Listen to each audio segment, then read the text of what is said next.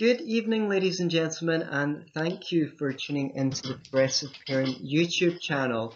I have an extra special guest with us today. Not that all the guests aren't extra special, but I'm very pleased to steal some time with Dayna Martin, author of Radical Unschooling. You have to get this book if you've not read it already. I just really like the tone in it. It's really down to earth, and you use loads of personal anecdotes to illustrate your points. How are you today, Dayna? I'm great, thank you. Thanks for having me on. It's really good to have you on the show. Could you just explain what Radical Unschooling is for anyone who doesn't know that yet? Yes, radical unschooling is living in a partnership paradigm with your child. It is living life as though school doesn't exist and having your child live with educational freedom. But it doesn't stop just there. Not only does your child live with educational freedom, they live in freedom with every choice in their life, meaning they have freedom with bedtimes, media, food. Now, those are the big ones that parents have the biggest struggles with, and I usually work with parents the most on as a parenting coach. But my children know what's best for them, and I'm here to support them in that, to give them information. And when a trusted base is set and we have connection and we don't live with control, my children believe what I say. They use me as a trusted resource. So I give honest information and we work together and discuss things. And that's just a peek into the philosophy. Okay, fantastic. I just wanted to mention that you've appeared on the Dr. Phil show, the Jeff Probst show, and Wife Swap. I really enjoyed you on Wife Swap. What was that experience like for you? Would you like to say a bit about it? Yeah, it was quite a life experience. It was something my family and I discussed. We were approached and asked to be on, and we talked about it, and everybody agreed it was something they wanted to do. So with everybody's full agreement and knowing what we were getting into, we stepped into this world of television for 2 weeks. Well, the whole process was much longer than that, but the actual filming was a very long process. You basically live with 12 people that are here in your home that are producers and camera guys. And my kids learned so much as a side effect of that experience. When the other mom was here, that was just a very small part of their entire experience. But they learned a lot, that's for sure. They appreciated me much more after. After having an experience of a different type of parenting, which is maybe more typical. Yeah, it was much more typical. I mean, my kids always appreciated me, but I think they appreciated me as an activist and what I do for work, seeing what most people deal with, what most children deal with on a daily basis. They knew the importance of my mission and personal agenda to bring more peace into the world through parenting. So they really appreciated that aspect of my life after Wife Swap. Okay, great. I wanted to talk about your approach to parenting, which I've heard you call a partnership parenting paradigm. What is that for people who haven't maybe heard that much about it yet? Well, an authoritarian parenting paradigm is what most people do, and it is based on meeting the parents' needs for quiet, uninterrupted sleep, and overall compliance and obedience. And rarely does it take into account the children's needs and the whole dynamic. In fact, it's based on behavior and behavior modification and controlling behavior, manipulating behavior, where this approach is completely different. I believe it's the most evolved approach to parenting and human evolution. So it's a really big mission, I feel. And I find it very akin to the women's rights movement. It wasn't very long ago that men were told to beat their wives if dinner wasn't on the table on time, and they were encouraged by their friends and fathers and grandfathers to force their women into subservient roles and obedience and beat them and so forth. And look how far we've come from that. And to me, the same thing is happening with the movement of children's rights. And a partnership parenting paradigm is understanding that everybody's needs in the family matter equally, the parents as well as the children. So my goal is to help parents understand how to let go of behavior modification and controlling behavior, and instead focusing on the needs under the behavior. And a beautiful side effect of doing so is children learn that everybody's needs matter, not just the adult, not just the one in power. And that's a hugely important thing to model. It's, I believe, a mini microcosm of world peace when you care about other people's needs and you don't just force others to meet yours. So it's a really, there's a lot to share about this philosophy. So I'm happy to take any more questions you have.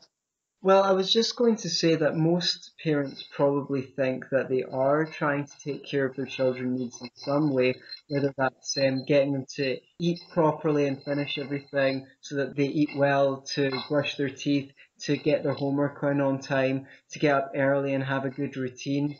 And would you like to say a bit about where parents who would take that position might be mistaken in their approach?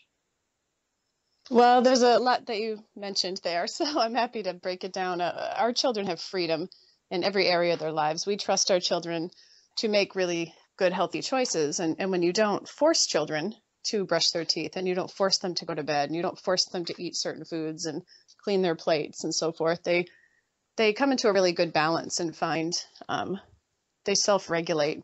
I don't necessarily like that term because it sounds like self-limitation, and that's not what I'm saying. I'm saying they find their own balance with everything. My kids voluntarily brush their teeth, go to bed when they're tired, make healthy choices. One of my children are vegan.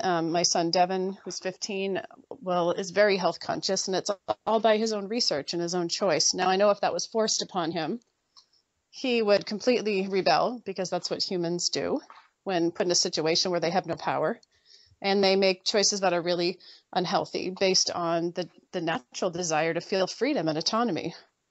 Yes, and So I, it's I suppose you're modeling a paradigm where hopefully there's nothing to rebel against because you're not using authority to regulate the children.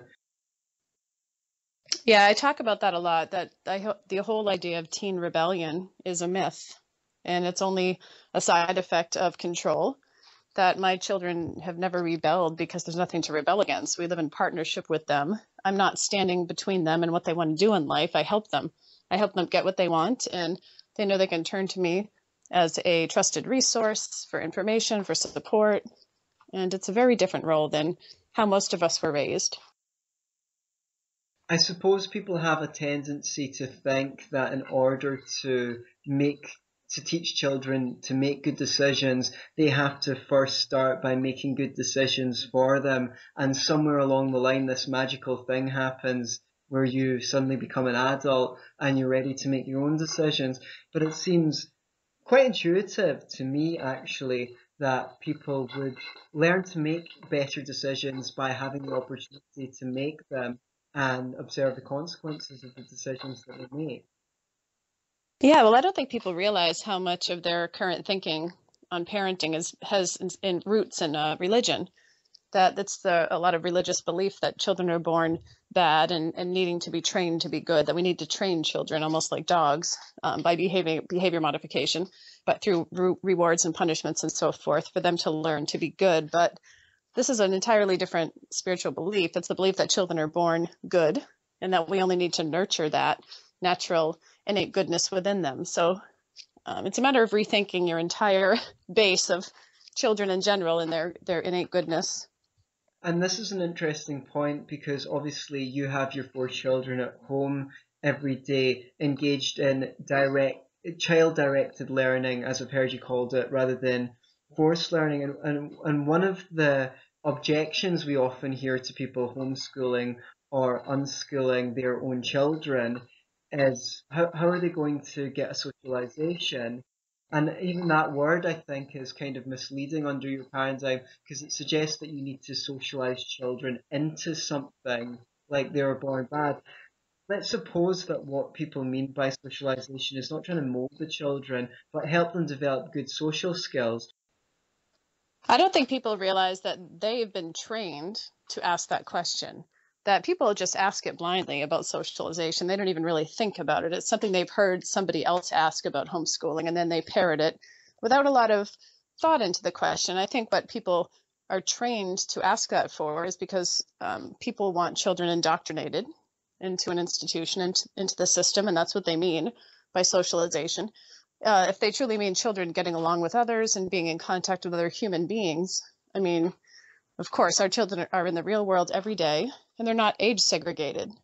Children in school are segregated by age, which is such an unnatural dynamic. They have a very hard time socializing themselves with children who are younger and children who are older, and especially adults. And adults are supposed to be, they have the potential to be such an amazing learning resource for children in mentorships and partnership and on so many levels. And it's children in school who are extremely handicapped through age segregation.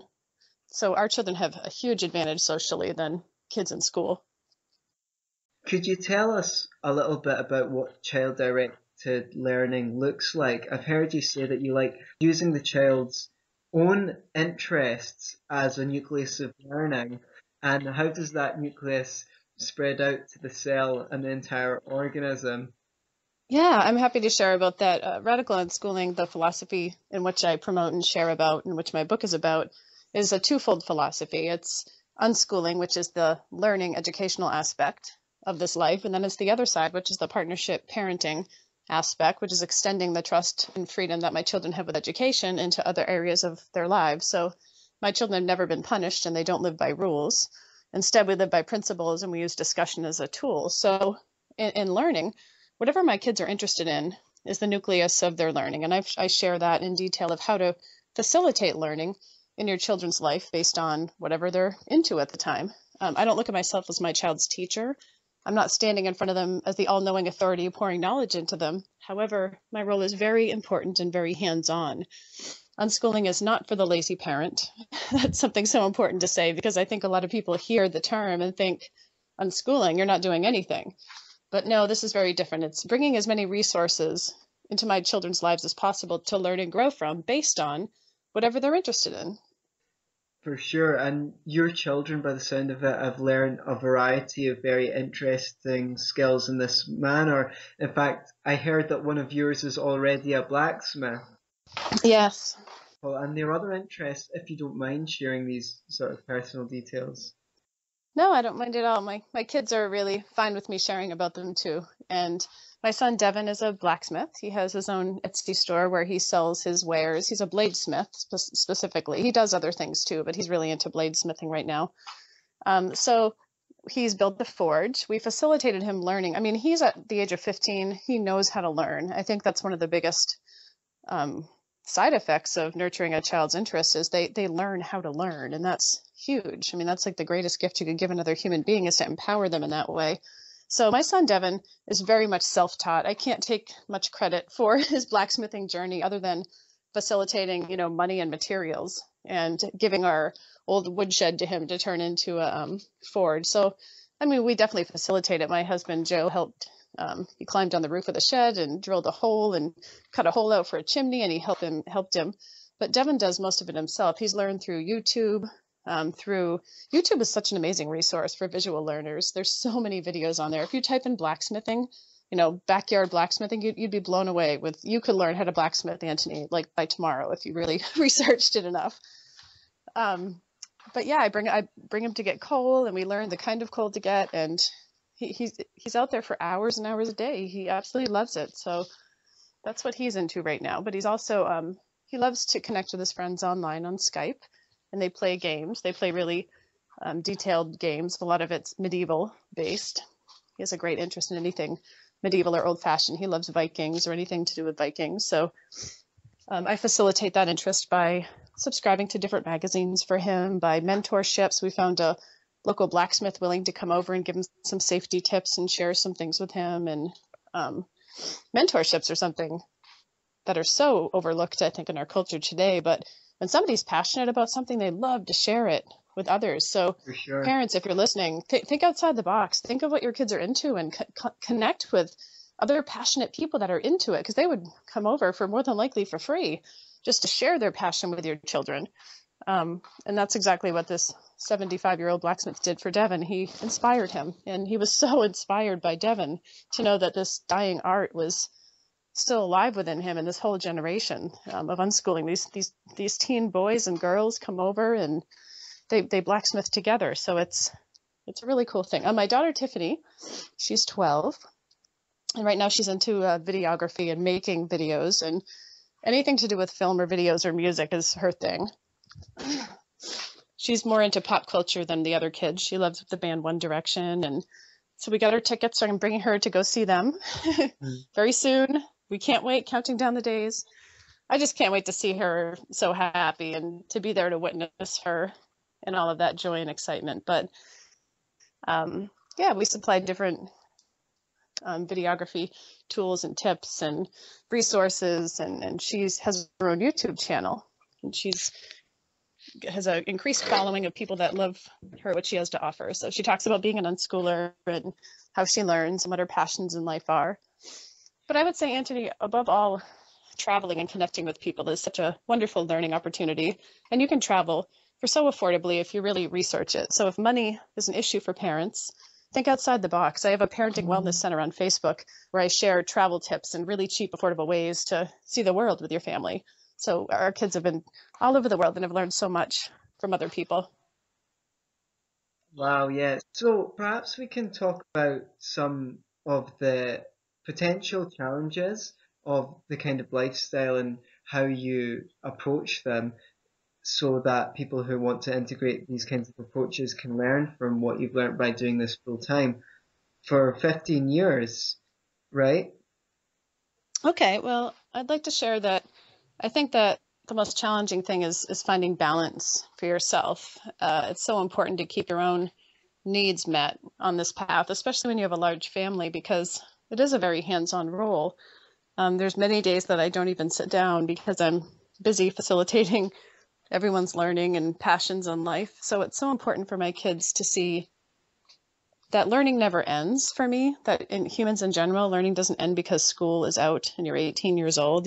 Learning is supposed to feel good and it's expansive and you grow and learn your whole life. So I take the important responsibility of meeting my own needs, constantly be learning and facilitating my own interests and letting my kids bear witness to that. And also having things I'm really passionate about. Passion is one of the most infectious things, a part of being human. And I get so passionate when I have a new interest, and it's really something my kids love. They share these interests right alongside of me, and I love their own passion too. So, but the hard thing is to keep your cup full. I think there's days where I feel burnt out. There's days where I'm tired and need to rest, and I need to really make sure I do that for myself, because this isn't about being a martyr, and I think that's so important. I don't want to be some martyr running around while my needs are on the back burner. The fine balance of all of this is learning to meet everybody's needs simultaneously. And that is an art, because I want my children to learn from me that their needs matter when they have a family someday as much as the needs of the children. It's such an important responsibility to model this for them. So the hardest thing I think I do is taking care of myself, sitting down, having a cup of tea, putting my feet up, asking for help, because I have so much energy. I'm a real go-getter, and I have no problem taking care of a lot of needs that could easily be distributed. So I might say, "Oh, Devin, can you empty the dishwasher, please? I just want to sit down and have a cup of tea." And he's always so more than willing to help. But yeah, just meeting your own needs, I think, is the biggest struggle for most unschooling mothers, especially. Right, and I think you touched upon a couple of things there that are really important, because there's the old adage, which is if you're no good to yourself, you're no good to anyone else, of course. The kids don't want Dayna, mum, all burnt out and unable to actually continue to help and facilitate their learning. But also, there's something tends to happen when people conflate love with sacrifice. They see themselves as the sacrificial lamb on the altar of their children's needs. And as soon as people start taking that attitude, resentment can start occurring. And the kids don't want mum and dad to be resentful about taking care of them either. And that can't possibly be good for the level of goodwill in the relationship either. No, and it's such a huge responsibility, I think, for peace in the world to learn to meet your needs. And it's something that wasn't generally modeled to us. So it's something we have to learn from scratch, many of us, because martyrdom was looked at as somehow virtuous, I think, back when I was a child, that when your mother's exhausted and tired after scrubbing the floor all day or meeting the needs of everybody around you, then you could show her genuine appreciation. I think it was a way that our parents had to gain the appreciation and get permission to take a break was from others, because they were never taught how to do it for themselves. So there's so many layers of reasoning as to why things were the way they were. But I take responsibility to take breaks when I need to fill my own cup, to enjoy life. You know, the other aspect that's so important is we're not living with control. I'm not punishing my kids or forcing them to do things all day. And when you live with an authoritarian paradigm, which 99.9% of people do, it's not a joyous way to parent. It's not. And you need so many breaks, and it's pretty miserable, actually. I've worked with a lot of parents and I've seen it. They're not happy people forcing control and behavior modification and trying to alter the natural state of these human beings that, of course, they need a ton of breaks. You really have to learn to live alongside of your kids and live joyously. So my break might look like, okay, I'm grabbing a cup of tea and going outside in the lawn, and come and join me. I don't need to be away from my kids to get a break from something physical or busy or intense. I just invite them on. So let's just take a break for a second. Those that want to join me, I'll be out on a blanket in the sun. And the energy really just ebbs and flows naturally. So when there's an ebb, I jump on that ebb and I sit and relax and do something special for myself. Fantastic. Yeah, I can imagine how exhausting the job of trying to manage the kids all the time would be. When I was a volunteer in primary school, I observed the teachers who had more of that sort of attitude than me, and I saw too often they'd ignore behavior that was irritating them for so long, and then they just snap. Whereas for me, the most productive thing was to go down to the child's level and have a discussion about it. And because there was always goodwill between the children and I found I didn't really have to try very hard to get cooperation and learning because there was a mutual respect going on there. I feel like a lot of parents think that their job is as a parent, not as a friend. I'm sure you have very many views on that cliche. Well, too many parents are trying to be friends with their children these days when what children need is a parent. They need structure. Would you like to comment? Certainly. I just first want to touch on the comment about respect, that you cannot force respect. You can force obedience, and it can give you the illusion that a child respects you because they're obeying you, but that's not inherent respect. That's not real, authentic respect. Respect begets respect, that when you respect another human being, they naturally will respect you in turn, especially your children when you're modeling this for them. So kindness and understanding and respecting everybody's needs is what respect is all about. So just because the child's obedient does not mean they're respectful, and we've gotten that so confused in our culture. So yeah, being a dictator is exhausting. I don't know many happy dictators in history, to be honest with you. So this life is about, parenting is supposed to be joyful. When you tap into the natural way of things, it feels really good and it's very fulfilling. And that's why I had 4 kids, because it just was a really awesome experience. But there are challenges such as burnout and finding balance within yourself, and always deprogramming from your own upbringing. That's so huge. There's so many cultural messages that are passed down all around you and from your own experience, that one of the hardest things is really unbrainwashing yourself, and a lot of self-talk, a lot of inner talk from your heart, and asking yourself, is this something I need to fear? Is this something that I need to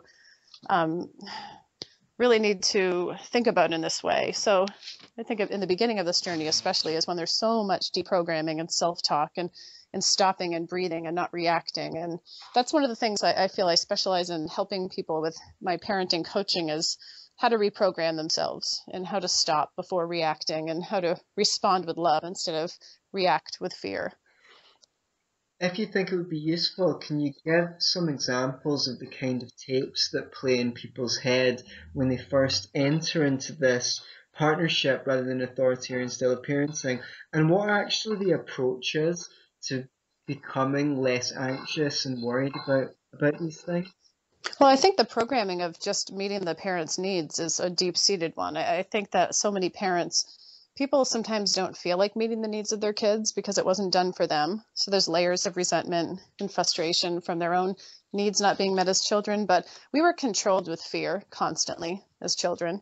Parents would fear us into not doing something that would require them extra effort to participate in for our safety. They would fear us and really warped our inner knowing and our instinct by controlling us with things like, don't do that, you'll get hurt, or don't go near that, it'll make you sick, or these just really blatant blanket statements that were untrue, that we bought into, that caused us really irrational fears in life that we're still healing from. And so much of it's due to parental laziness, or, not having the patience, or, basically all centering around the needs of the parent. But a side effect of that is, it may have been easy to control us with fear. The side effect of that, it really warped a lot of us growing up, and we had irrational fears, and it took us years to undo the damage from parents not being authentic and honest with us about things. Yeah, I think a bit less fearfulness could do all of us some good. I mean, I think I sometimes find myself being overly anxious, and I wonder, where did I ingest all this fear? I'd just like to read a quote from your book on that particular topic. Certainly. As you wrote, pushing through fear and moving towards trust is an important aspect of the life we choose to live with our kids. Most of us were controlled by fear-inducing tactics from teachers and caregivers. The worst-case scenarios were forced on us, and we did what someone else wanted because we were afraid of the punitive consequences. Think back. I know you can remember a few instances where this was true. Fear is a tool used to motivate others to do what you want, and it works well in just doing that. Mainstream parenting promotes this tool to control our kids to meet our needs. Kids believe what their parents say and treat their words as facts.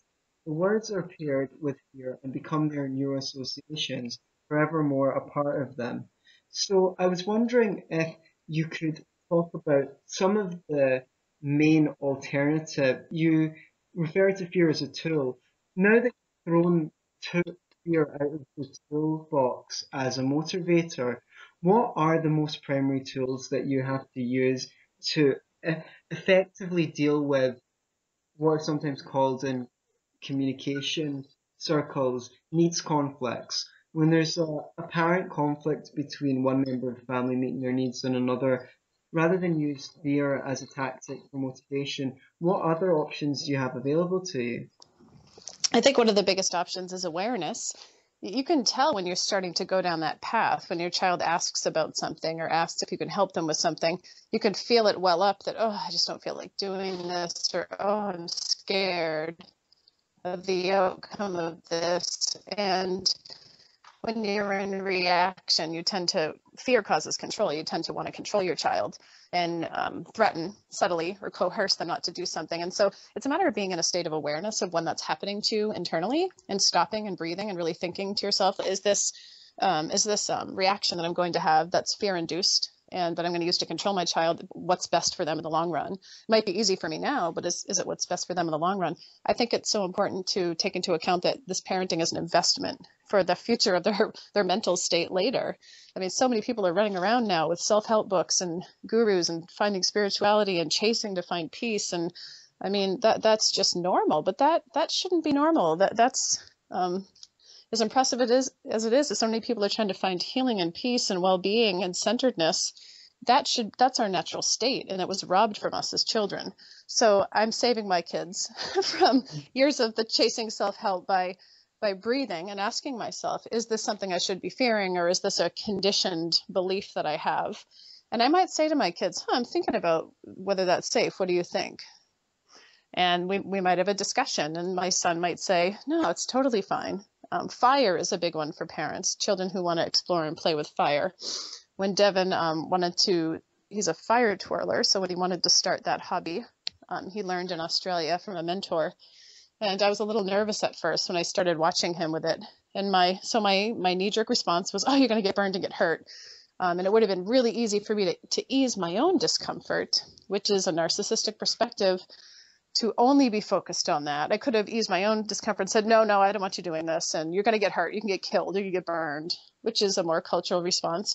Instead, I breathed through the discomfort and said, well, my need is for my child to be safe, but his need is to learn and grow from this. And he feels safe and comfortable. So that is another cultural belief to kind of twist around in your mind a bit. I think that we've all been conditioned to believe that parents know best. So this kind of blows that whole perspective out of the water. It turns the trust onto the child. And I always say to myself that my child instinctually knows best without cultural conditioning, without all the fear-based tactics that most parents use. I trust my children as much as I trust myself. So when they say that they feel something's safe, I trust them, and we work together, and I'm by their side to ensure that. But fire is one of the things that comes up a lot for people for some reason. Yeah, I know the classic one is parents would say, even use it as a talking point for advocating hitting the child's hand if they're going near a hob or something like that. And I've always thought, if you're near enough to hit the child's hand, then you're near enough to pick them up and wave their hand over the hob so that they can feel that it's hot and say, see how hot that is when you wave your hand above it. You don't want to go any closer because it'll burn you. There'd never be any need to use fear or a punitive consequence to discourage people taking risky behaviour. Were there any situations in which you did experiment with and regret or feel the need to or justified in limiting some behaviour on the grounds of safety, particularly with young ones? Being by their side at all times, and redirection with really little ones, 18 months old, 2 years old. Redirection is a wonderful tool if they're interested in something and they say they're putting a fork in an outlet, which I never experienced personally, but I know parents have dealt with that. Or redirection, and getting them involved in something else is so easy at that age, and it's much kinder. You don't need to inflict pain for a child to connect a memory with that. And I think that's a deeply held cultural belief that we need to make a child cry for them to learn and for it to really to take root. But when this happens, when punishments happen like that, the lesson that we think children are learning is never the case. It's always the overall lesson that parents are mean and confusing and they're not to be trusted, that they say they love you, but then they hit me. And so hitting must mean love. And it just warps so much within a human being. It's confusing. So redirection is the kindest way until they can understand what could happen. So we talk about it with our kids when they're old enough for safety. Yes, I think it's important to understand that just because these rules are not imposed on children from on high, it doesn't mean that conversations can't take place where concerns are discussed and aired out and things are brought into the children's awareness. And when you're not the wall between your child and their desires, and they trust you, this deep trust is built, and they turn to you for information.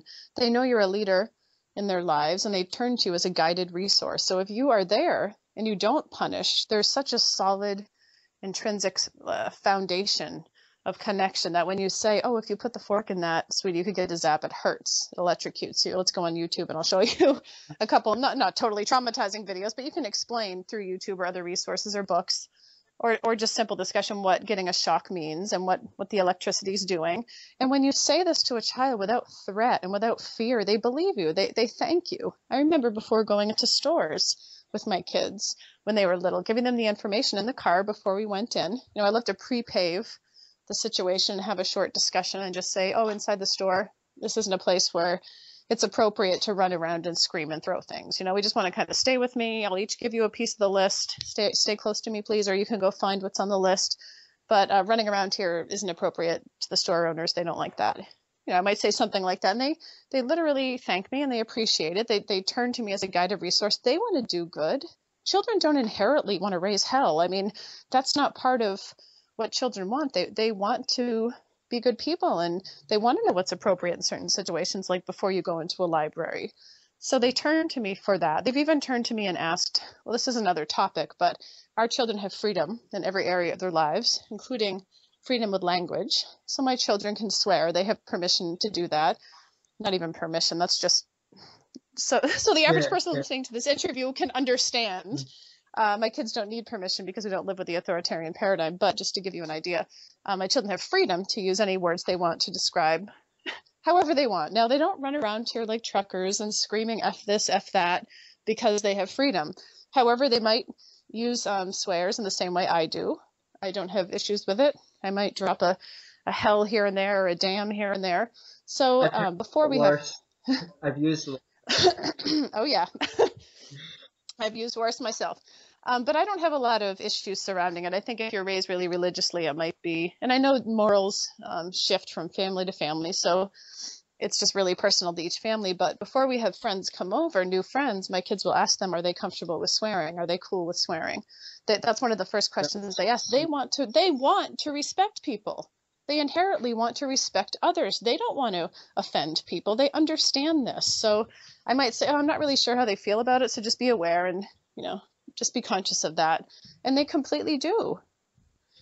I mean, parenting does not have to be that easy. Children aren't these beasts that need to be tamed and trained. They are human beings who want to do good, and they want to be doing what's, socially acceptable in certain situations. We are parents on the fringe, so we are rebels in our own sense, and we push limits, just being who we are as advocates and activists.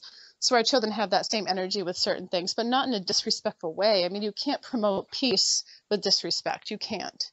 And my children know this. Wow, superb. You've spoken quite a bit about balancing the needs of members of the family with other needs of the members of the family. And I've heard people talk about deals as a way of balancing the needs of parent and child. Like they agree beforehand what will need to be done and then later on hold the child to the deal. Now, we had a bit of a conversation about that online the other day. Maybe you can say what your view on that is and why you don't think it's a very good way of managing the needs. Well, first, let me say that I really love honest, authentic conversations. So I appreciated that you were open enough to toy around with the perspective that I had and hear it.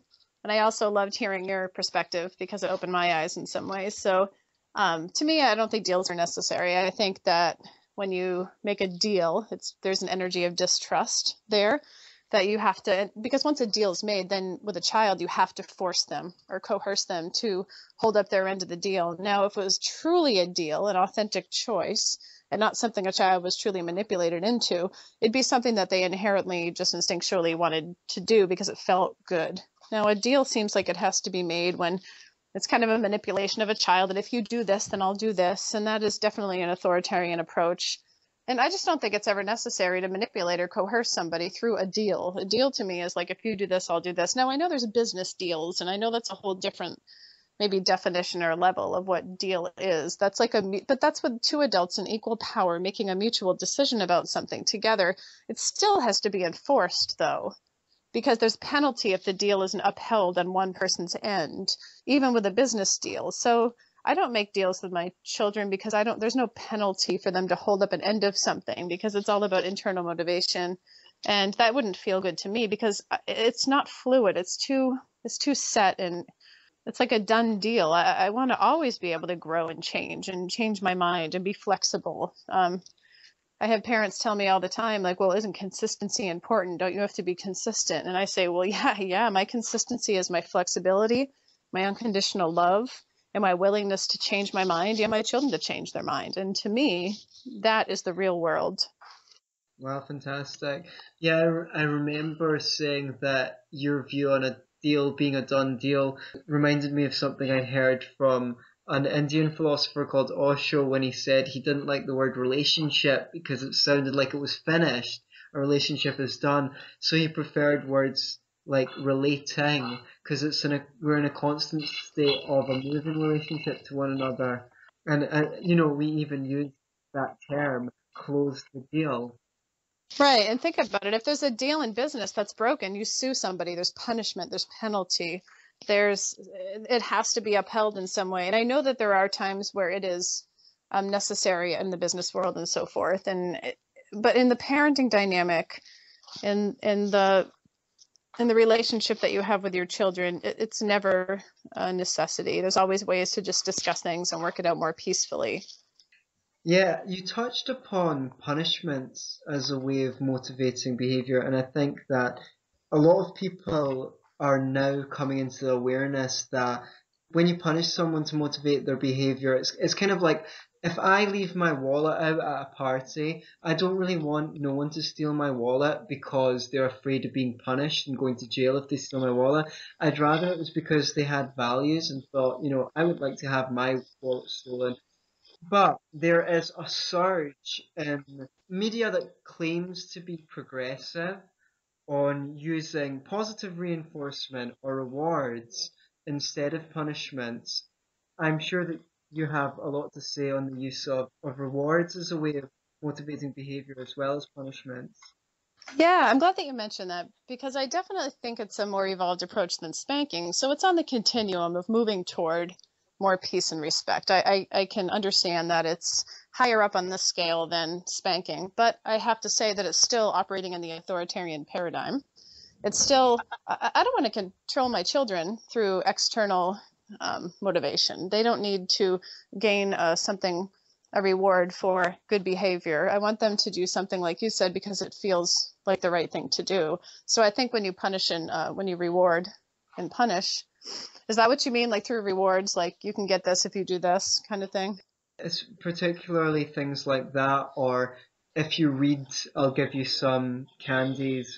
Yeah, I wouldn't, that does not follow a peaceful parenting dynamic at all for me. In fact, it's very focused on meeting the adult's needs and it's not focused on the child's needs at all. I know it's well intentioned though, so I'm not making people out that do this to be evil or something. I know it's well intentioned. However, it's not the most aware style of parenting that you could do because um, you want a child to learn to read and to read based on their own internal motivation. That's when true learning really happens. When they have it, and that's when real learning happens. A child's never going to use learning as a tool to get what they want in life, which is what reading is. Reading, writing, and maths are all tools to help us get more of what we want in life. I want reading to be something my children sought out and they desire to communicate and want to express themselves, not because they get a piece of candy. It's completely disconnected from the true purpose of it. Therefore, a child's never going to have the true need, and they're going to associate external gain, not internal motivation and passion and desire. So you can rob a child of that to make you feel like a good parent because your child's reading a year earlier.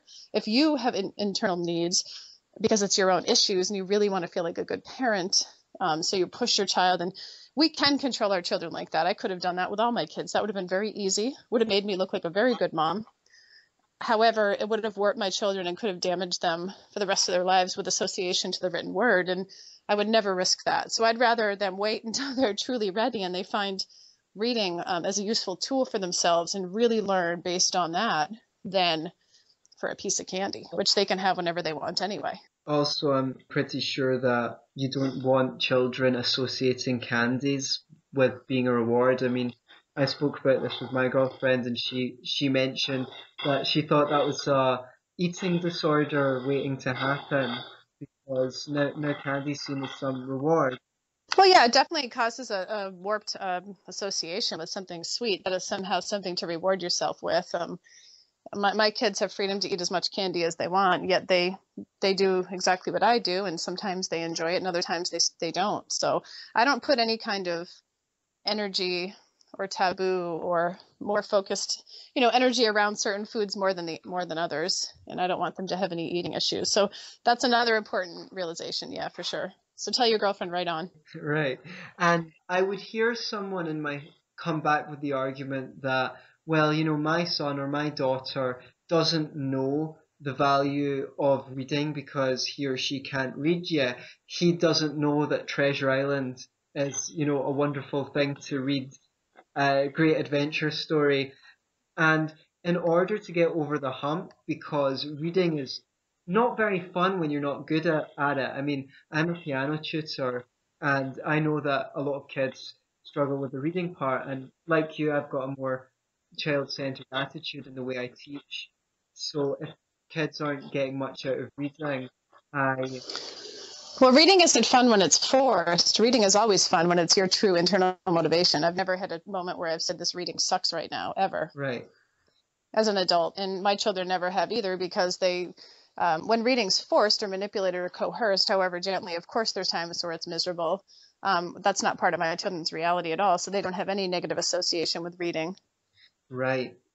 Right. And even in those early stages where it's pretty difficult to read, you found that your children embraced it with desire.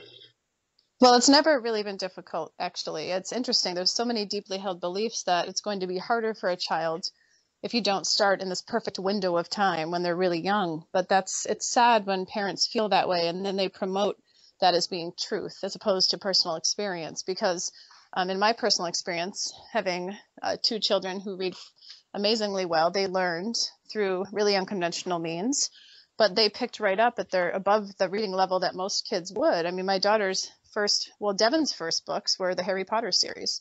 I mean, he skipped every single dumbed down see Dick run kind of book ever. Those were the first books he read, and instantly he picked it right up because his brain was ready. Everything lines up perfectly. It's a complete lie and myth that if you don't get it done early, it's harder. It never is. In my own experience, my son Devin will say it happens so beautifully and naturally. It happened just like weaning, or just like when he left the family bed. It's as natural as that, just as natural as walking. When did your child learn how to walk? Well, it was such a natural process. I don't really know exactly. I know it was somewhere around 11 months old when they started getting up little by little. And the same is true for reading. It's such a slow, beautiful, natural process, and it's simple and it feels good. And so everything you think you know about reading is false in the realm of natural respect for the process and so forth. So it's hard for me when I hear other proponents, even for a more peaceful dynamic, share this misinformation that you have to do it earlier, it's harder, because that's completely false. I can certainly echo that from my experience as a piano tutor, because sometimes I've had adult students who are convinced they won't be any good at playing because they have to live with children. Now, because they're older, they can actually understand the concepts much easier, and found adult students can really excel at the piano very quickly and at things like reading music. Some parents would make the argument that they have a responsibility to deliver their child to their adult self, knowing certain things and having very particular skills, because otherwise they've neglected their own duty as a parent. Can you talk about what you think your responsibilities are to your children's adult selves and how you make sure you fulfill those standards? Yeah, this life is really powerful in that it's a complete reevaluation of what your role is as a parent. My role is not to train my child to be an adult. So that in itself, that one statement kind of blows people's minds because they've only seen parenting through one filter. My role is to help my children become what they're meant to be in life. That's not my decision. It's wherever they're guided, and I help facilitate that. But above all, I want them to be happy, whole people and fulfilled, and no matter who they are, without labels, without the stigma of them not fitting into a box. I don't mind their being, eccentric and being their wonderful selves. So, yeah, my role is just to ensure that they learn that everybody's needs matter in any kind of dynamic, that they care about others, and I do that through modeling by showing them that I care about them and valuing them and their choices. So it's a lot to swallow. It's a lot to take in. I understand that. And if you think this is something that's just philosophically making sense, I think really learning that it is possible. There are thousands and thousands of families living like this all over the world right now, and it's growing in numbers. I mean, I've connected with people from all over the world that you wouldn't even expect, from politicians to doctors to lawyers to actors. I mean, there's people that are really coming into this as being a viable, powerful way to parent. So reach out, ask for answers. If you do a coaching call with me within 1 hour, I swear you will be so inspired to learn these tools, that to apply it to your individual life, because unschooling looks different in every single home. So philosophically, yes, there's certain things that we practice and live by, I guess you could say, but it's individual, depending upon your morals and values and who you are and so forth. So anybody, I believe any child can live this way. It's the parents that have a really hard time, because it depends on how conditioned they are and how set in their ways they are. Very oftentimes, it's one parent that comes to this awareness, and they want me to try to convince the other parent to live this way. And that's something I like to say, that I can't do that. That's controlling to me. I don't have any desire to force somebody else to learn about this life against their will. It goes against everything I stand for. In fact, I'm all about internal motivation of respecting what somebody wants to learn when they want to learn it. So I'm not somebody that likes to convince somebody else, but if a partner is receptive and wanting to learn, I'm so happy to bring a couple to the same level of awareness together on a journey through like a couple session. Wonderful. Now, I want to talk about some of your enterprises. You have put on a conference, the Life Crocs, not the Life Crocs conference. That's frequented by a different individual. The Life Rocks conference, and you've done that 4 times, I believe. Do you want to tell us a little bit about that? Yeah, I facilitated several conferences, but mine is called the mine and my husband's, I should say, is the Life Rocks Conference, and that's held in the North Conway, New Hampshire area, which is in the White Mountains of New Hampshire. We've done it 4 years in a row. I've also held and organized conferences in Texas. I've co-facilitated and organized one in Australia. In England, I'm doing my first Peaceful Parenting and Natural Learning Conference this September in Peterborough, UK. So I'm excited about that. That's hopefully going to be a yearly event. And I was invited to France and Canada. So it's kind of exploding right now, the desire to learn about this life and radical unschooling. So I am happy to go anywhere somebody wants to bring me and help, co-facilitate and organize an event in their area to bring this awareness to people. I love speaking about it. It's my passion. So just reach out to me if anyone's listening and they're interested in bringing me to their area to speak, either a small workshop or a big event. Fantastic. Could you also tell us about some of your work as the Unnanny? We've all heard of Super Nanny, but not everyone has heard that you actually coach other parents as the Unnanny. And could you tell us a bit about that? Yeah, this is something I'm really passionate about. I love it. I do most of my parenting coaching over the phone or Skype right now because of the needs of my family. But something that I do by request only, and I work it out privately with families. And I don't strongly advertise it because it's, again, it's something I only do maybe once every other month because of the needs of my own family right now. But people hire me and I go into their homes and spend 3 or 4 days with them and help them learn about this life hands-on as normal issues arise. So much like the show, The Super Nanny, I do the same thing, but with a peaceful parenting philosophy. Every night we sit down and we talk about the day's events and how things could have been handled differently. I have yet to leave a home where the parents and children weren't in a state of just such bliss and awareness of learning about this, because kids want to be heard.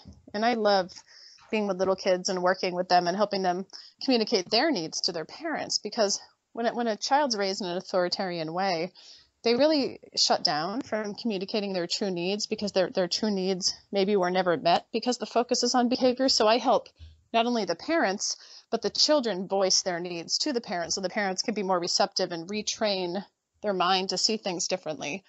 So it's an awesome experience. So if anyone's interested in learning more about that, you can send me a message through Facebook or my website. Okay, cool. So for any parent who have children in mainstream schools, what can they do about helping to instill the principles of the unschooling life at home time, and also maybe mitigate some of the authoritarian messages they're getting? Believe it or not, I work with a lot of parents who have kids in schools. They understand peaceful parenting and really want to apply that, but they're not quite ready or may not have a partner on board to pull their child from the institution altogether. I would say to not get caught up in the institution's agenda, whether it's a public or private school, Montessori, Waldorf, it doesn't matter. It's all the same agenda, and that's the needs of the institution coming before family. You need to ask permission from the school to be with your child, to take your child out of school. It's not true freedom in any sense of the word, which is really unfortunate. But you can empower yourself and your child by not really getting caught up in the whole system, not getting caught up in grades mattering, or if you need to take your child out of school, you be their advocate. You say so, and you take the power into your own hands, and go and speak to a teacher if there's issues with the teacher. Get your child's grade or class switched. I mean, you have so much power within the system if you just know it. They're not going to tell you that, but you need to just take it and be your child's voice and biggest advocate. Okay, so I think that's all the time we have, but it was really great to have you on the show, and I hope we'll speak to you again sometime soon. For people who want to get more information about you, whether it's just on the philosophy of unschooling, get a copy of your book, which I highly recommend people do, or look at your other services, including being an unnanny or a public speaker, where can they find your critical details? Can you give us your website address? I know that will be coming up on the screen in YouTube. Sure. My website is daynamartin.com, and that's DaynaMartin. And I have a vast amount of articles and videos that explain more about unschooling philosophy. And I've appeared on a few different television shows, and those episodes are all on there too, where you can hear me really challenged with the tough questions from Dr. Phil and other TV hosts about this philosophy. I love to speak about it. So I'm happy to come speak at your event, large or small, anytime. Another thing that isn't quite as known about me is that I'm a childbirth teacher and doula, and I'm very, very passionate about natural birth. And I wrote a book called Sexy Birth, so you can also pick my book up through my website about that. That's what started me on this whole path, actually, is my natural births of my children and helping other people achieve the birth they were meant to have. So that is something really near and dear to my heart. I'm also a raw food chef, and I'm a vegan chef, and I love to talk about that. And I have a website called rawenvy.blogspot.com. You could check out different recipes if you're interested in that. And our family blog is thesparklingmartins.com. So check out what our family's up to. I post things about what all of my kids are doing, and blacksmithing, and all of our travel opportunities, and what we see and what we learn. So our whole family is here as a resource for you. Check us out, and thank you so much for listening. And if anyone's interested in learning more about radical unschooling, I'm here for you. You're not alone. And whatever I can offer you, please use me as a resource. So thank you so much for having me. I love your show, Antony. It's awesome, and I never miss an episode. Thank you. Dayna also does her own online radio show, and you can catch up with the old episodes that have already gone out on her YouTube channel. It's called Try This at Home, which I think is a fantastic title rather than Don't Try This at Home. Try This at Home, yeah. It's produced through UCY.tv, and it's every Wednesday night live at 8 Eastern Standard Time. But I take calls from anyone worldwide, so feel free to call into the show, or if you're interested in asking a question live on my show, or doing a live coaching call. I offer that probably once a month on my show. So just find me on Facebook. I have 2 different pages. I have an author page, but I encourage you to subscribe to my personal page to be able to just connect more personally with me. So thank you again for having me on, and I hope everybody has a great day. Thank you. You too. Have a lovely day. Thank you. Take care. Bye. Take care. Bye-bye.